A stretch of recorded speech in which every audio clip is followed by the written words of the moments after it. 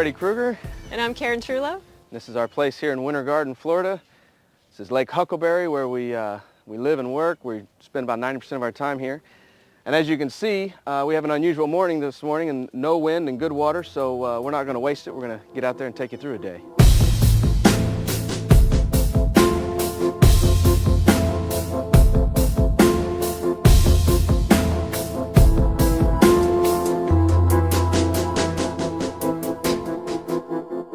All right, we finally made out here to Sombrero Reef. The water's beautiful.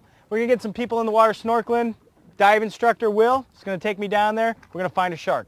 Let's go.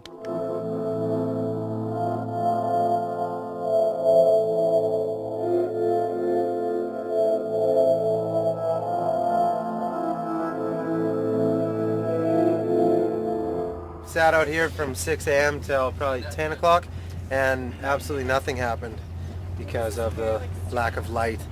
But we got to hang out in the boat. I mean, we don't get to do much of that, so it was good to get out and just kind of sit and visit.